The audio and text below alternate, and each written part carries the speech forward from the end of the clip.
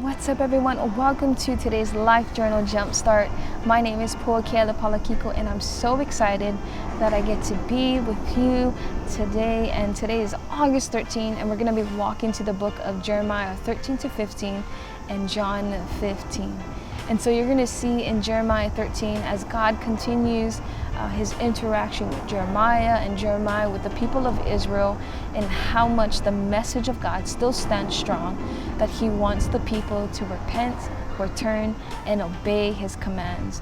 And what God does in this chapter is he's destroying the pride of Judah and the pride of Jerusalem, as he uses an illustration of a loincloth, or maybe in your version it might say linen, or just to make it simple, he's using it in underwear as an illustration. And what a weird way to break down the pride of Israel.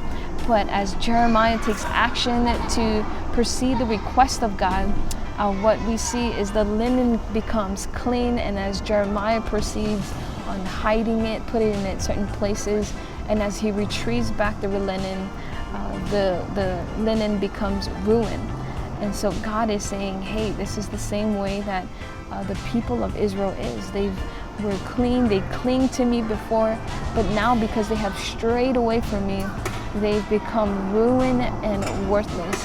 And as God reveals this truth to Jeremiah, it crushes his spirit, because his heart is really for the people of Israel, but his heart is still tethered to God. And so he weeps for the people of Israel. And so you're going to see that in verse 17, where he says, "But if you will not listen to me, my soul will sob in secret for such pride, and my eyes will bitterly weep and flow down with tears, because the flock of the Lord has been taken captive." And so as we continue on in Jeremiah 14, you'll see that God sends a drought, and it's even worse than before, because they're hungry and they're exhausted. But the sins of Israel continues to increase.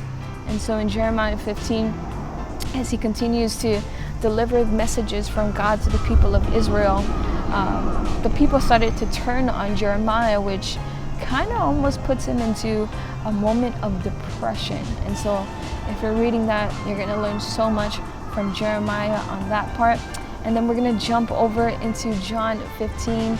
And there are three different sections in this chapter where Jesus is giving a hefty message to the disciples. And for one, it's understanding the connection and the abiding in Jesus, and Jesus abiding in the Father. And so we are the branches, Jesus is the vine, and God is the vine dresser, which meaning he prunes, he trims, and he also cultivates the vine.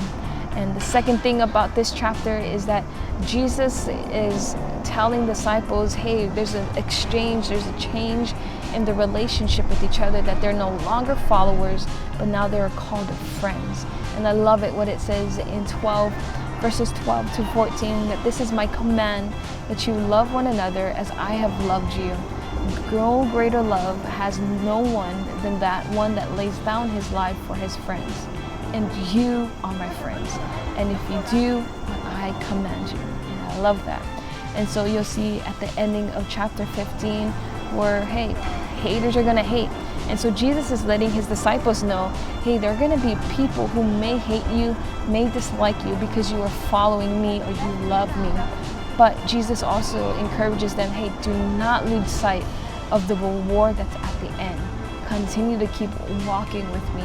And so I want to encourage you, if you might be in a season where people really don't want to be around you because you're following Jesus. Maybe you're trying to change your life and trying to walk with Jesus. Can I encourage you and you? Do not lose sight of what Jesus is doing in you and through you.